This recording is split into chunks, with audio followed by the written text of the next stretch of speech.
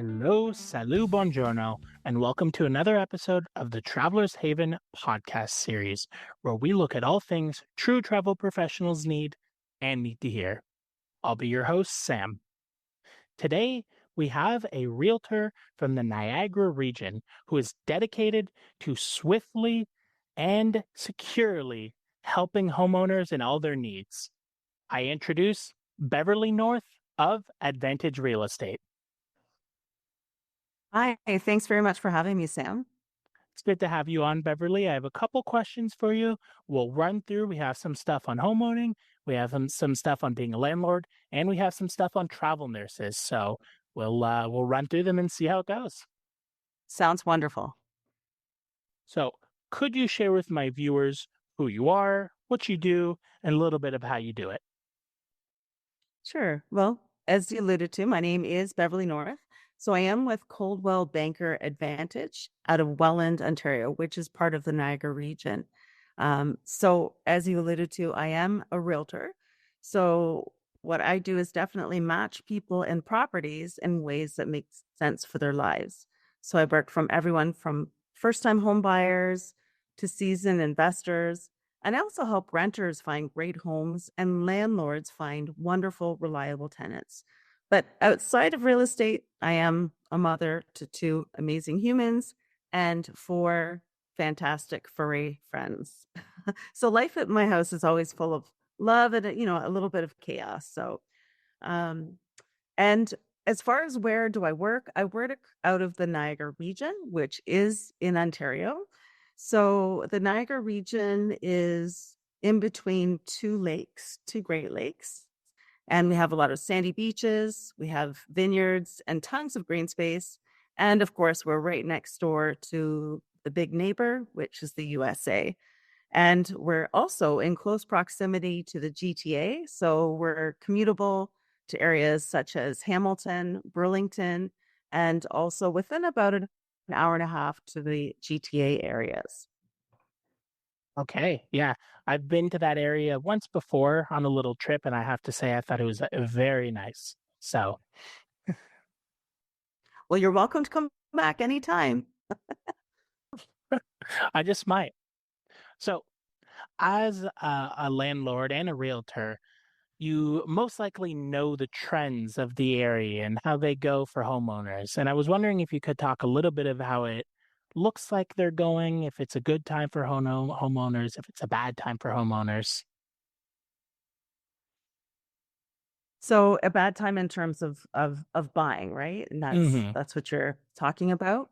So in terms of buying, it is pretty much the same across Canada. So as with every buyer and seller out there, there is a lot of uncertainty as to what's going on because of the tariffs in the US, also the interest rates, and then you have, of course, the increased cost of living, which is affecting everybody.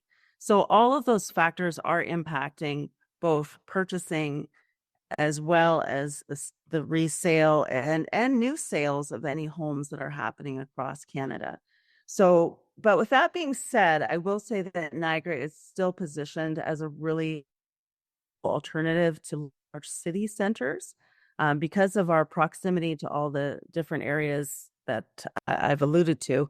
It's a great place to call home, and it's so small that a lot of people want to move their family here and live the life of you know being surrounded by green space and beaches and everything that Niagara has to offer.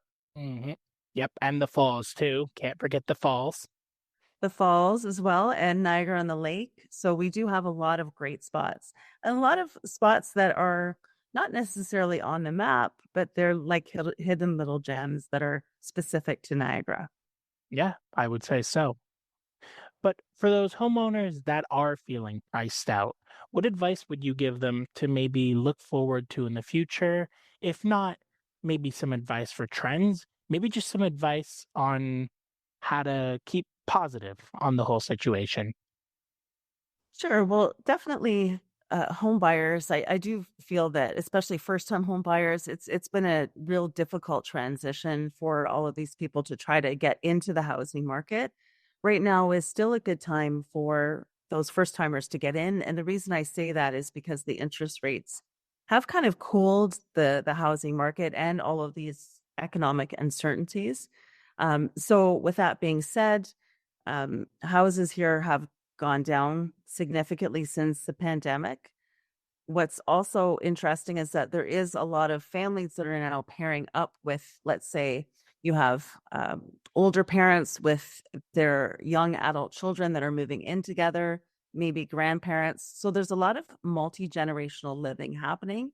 And as well, a lot of first time home buyers are now seeking out places that either have an in law suite potential in their basement, or they're looking to find something that they can renovate and add that into their home, because having the rent to offset the mortgage costs is certainly a huge help. So I would suggest anybody that is a first time home buyer, or even if you're already in the market and you have concerns about your mortgage, go seek the assistance of a qualified mortgage broker. Talk with them about what the options are, because there is different options, especially for those who are first time home buyers. There's different programs and things that even a realtor as myself, I wouldn't be on top of necessarily that information, because that's not my scope of expertise. So I really would recommend that people talk with a mortgage broker and kind of prepare themselves, because it might be a long-term plan. Like, sure, they may not be able to buy today, but with these different programs and with the proper planning, they may be able to buy within a year to 2 years. Yeah. Yeah. And as is with most things, not going about it alone is the best way to do it. If you try and, just believe in your own sort of superficial knowledge on all these things, you'll probably end up getting left behind in the dust, especially when it comes to home buying. It's a very fast business.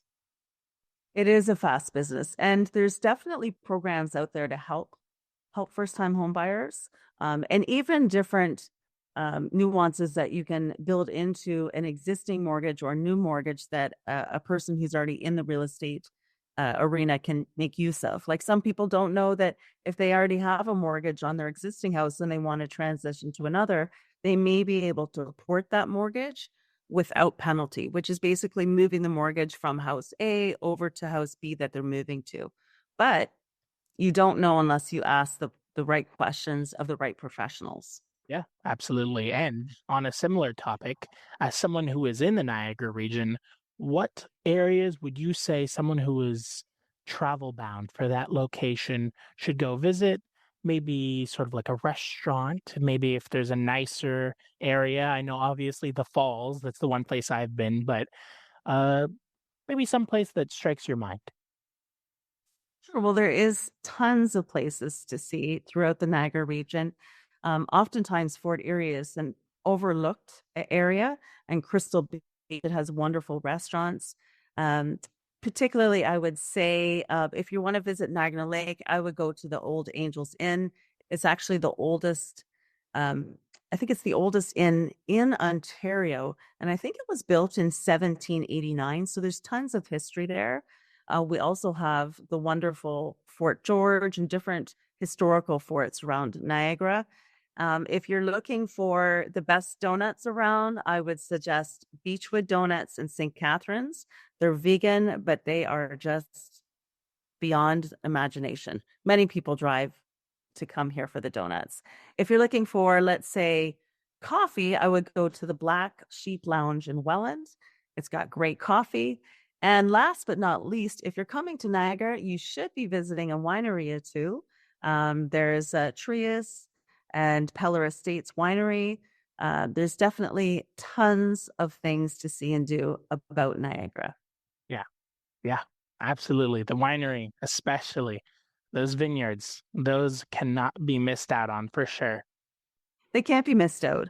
There's also different breweries around too. So really it's your imagination wherever it wants to take you. But there is tons of things to see and do throughout the Niagara region throughout the year. So it's not just a summertime visit. You can come in the fall time, you can come in the winter and enjoy the ice wine festivals.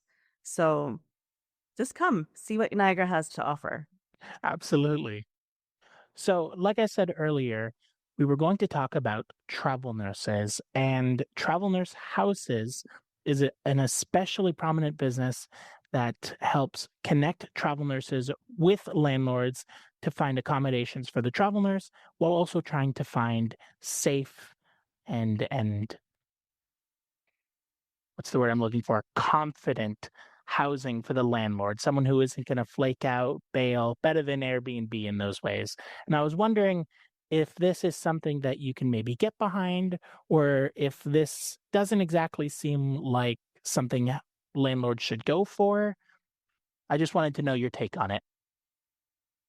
Sure. So definitely, I think in my personal viewpoint, I do believe that this avenue of longer term rentals with travel nurses and travel professionals is a great idea for landlords. It's a viable option because, as we know, there is some concerns at this point with landlords and tenants as far as it running as smoothly as it should. There are certainly some hiccups with that program. So having this as an alternative to offer many of my landlord clients, that's something that I have been doing because I think it's a great alternative. And it's also a great way to give back to the community because, as we know, nurses are the backbone of the hospital, right? And they are professionals. They're here to do a job to help out on busy times. And they're not going to overstay. They're welcome. They're here for a specific time period. And as we've talked about before, there are many times when the nurse's employer actually pays the landlord directly. So it kind of takes that whole financial concern out of the equation because we know that the landlord will be paid. And we also know that we'll be providing a very safe, furnished apartment to our nurses. Yeah. And especially, I think it offers over Airbnb that guaranteedness on both sides. For the travel nurse, they can be sure that the place they're going to isn't some fake sale dine and dash type of house that, looks better on the ad. And then for the landlord, they can be sure that they're not, giving out to someone who's going to just throw a party and destroy the whole place. And then they come back and it's, oh, there goes my house. It's so true. It's so true because the travel professional is not here to party. Yeah, absolutely. And especially the nurses will do that night shift where, they'll come back late in the night or in the morning technically, and then sleep through the day and go back to the hospital. Really, they're there just to make the world a better place at the cost of their own health. Yes. Although some people do prefer midnights, but I think majority of people would not choose that work schedule. But I agree. I think it's definitely a great alternative. And certainly something that is important to know is for people who are considering the Airbnb platform or short-term rentals 30 days or under, if you do that in your home now in Canada, when you go to sell that home, it is now subject to HST when you sell it.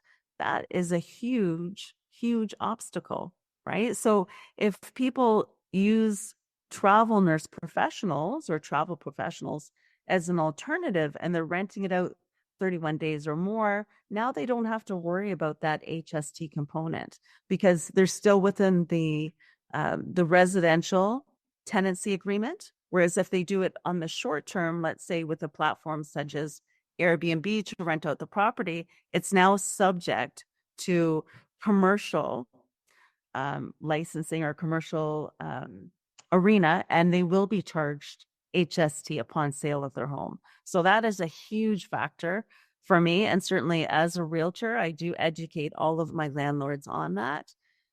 Sometimes the short term is not the best. Yeah, absolutely. And for nurses, as I tell most people, their assignments usually are about a month to 4 months. So you never have to worry about what Airbnb does, where, someone stays with you for 2 weeks, there you go. You're now subjected to that HST on sale. And that is a very big negative. And I think that's something that our company is definitely trying to get rid of, or trying to not get rid of, but I will say trying to prevent people from falling into a trap like that. Exactly. So it's definitely the education piece. So it's educating all of the landlords or homeowners about the perils of opening it up to Airbnb. I mean, certainly it can be quite profitable, but it comes with a cost that will be, you know, bestowed upon the homeowner when they go to sell it. So And we did briefly touch upon this, but the Residential Tenancies Act. I did want to talk a little bit about how they handle maintenance and evictions, and if you think they should reconsider some of the ideas and terms that they have there, because I know some of them sort of act as pitfalls for landlords who are not educated enough to get a gotcha moment on them, really. well, I do think that the Landlord Tenancies Act was certainly put in place with good intentions. It is to protect tenants, but I think that it's not a balanced platform at this point, and I think that's why we're finding a lot of landlords are shying away from the rental arena because of these concerns, right? So I do think that they should really tweak that whole landlord tenancy act to become more balanced, not just to protect the good tenants, because there's a wonderful amount of good tenants. They pay their rent. They just want to live peacefully in their home. But then there are the bad apples, which unfortunately have made it difficult for both the good tenants and the good landlords. Yeah, absolutely. Is there anything specific that you think maybe you would give a call to action to reconsider, or is it just generally you think it should be looked over? I know there are a couple sort of issues with it that I've heard from a couple of my other guests, but I don't know if there's a specific one that maybe you want to talk on. I wouldn't say there's anything specific. I honestly feel that the whole program should be overhauled because I think, unfortunately, like I said, there's a lot of good tenants that are being honestly penalized because of the bad tenants. And it's the same with there's a lot of good landlords, but there's also some slumlords. Let's be real. Like not all landlords are same. Hmm. Yeah, absolutely. And I think that's one of the big issues when it comes to any sort of housing back and forth is that you have to put the trust in both the landlord, but also you have to put the trust in the tenant. And in most cases, the trust on either side can be a little bit wavery. Especially, I mean, the big problem we're dealing with people. So people will be people at the end of the day. That's right. That's right. So, everybody handles their adult life differently. And of course, their adult finances differently. And they just adult differently. And some people are not very good at it. Yeah, yeah, that is true. I wanted to know, is there any particular story or case that you've heard of when it comes to either the tenant or the landlord, either or, where you can sort of remember that exemplifies this sort of issue? I can. I had helped a young family. It was a couple with their toddler find some housing very quickly, and also other 4 young 20-year-olds were renting the other apartment in the same building. Unfortunately, the landlord was what I would call a slumlord and had rented this building out to people. I'm sure full well knowing that it was rat infested. So I had to help this young family and this other couple of young adults find housing as soon as possible. Thankfully, I was able to do it within less than 60 days. But in the meantime, that's where they had to live. They could hear the rats in the walls. The rats were coming out of the bathtub. It was a really horrible situation. So that was definitely a case of a slumlord, right? Definitely. But then I've also seen it where I've had a tenant who just decided they no longer wanted to pay for their apartment, and then proceeded to walk around in the backyard topless in front of the the children who were living on the upstairs floor. So And she was exercising her right, but she decided, to do that specifically after stopping to pay rent. And there was no reason for stopping to pay for rent. Um, every all of the services were being provided to her as per the agreement, a safe, quiet housing. Even the landlord was providing extras to this person out of the goodness of this heart, but that was the end result. It was unfortunate. So that was a case of a bad tenant, right? Or at least a tenant who just did not want to pay. Hmm. Yeah, absolutely. And I don't know which one I think is worse. Though I have to say, I do think rat infested sort of rubs me the wrong way, but It was well, and in the case with the topless tenant, she also began to use a barrage of racial slurs against the landlord and his family as well, which is very distasteful, right? yeah, So yeah, distasteful, I think, is a very polite way of putting it, a very respectful way of putting it. yes. So, looking ahead, what would you say you can see in the next couple of years for the Ontario housing market? Do you see any trends that are up and coming? Maybe some unpredictability, especially with the tariffs right now. What do you think is maybe something that these landlords should be aware of coming in the next couple of years? Well, I think that the whole landlord tenant situation will just become increasingly more complex. I know in the Niagara region, they are implementing some measures. Last I saw the headlines, anyways, now that there was going to be landlords that were going to be held accountable for tenant drug use. Now, as to what extent or what that looks like, certainly that's going to mean that it's going to be even less people that will want to get into that whole renting out their apartments to regular tenants that may come about, right? So I think that it's going to become increasingly more um, unfavorable for landlords to want to continue renting. Mhm. And we are certainly seeing that. There is a lot less people that want to get into that arena because it has become increasingly difficult. Now, in regards to the whole, I would say, home ownership overall, I think that we're going to continue to see, again, multi generational living. If we are seeing people who are buying their first home, they're definitely going to be looking for that extra spot to rent out in their basement.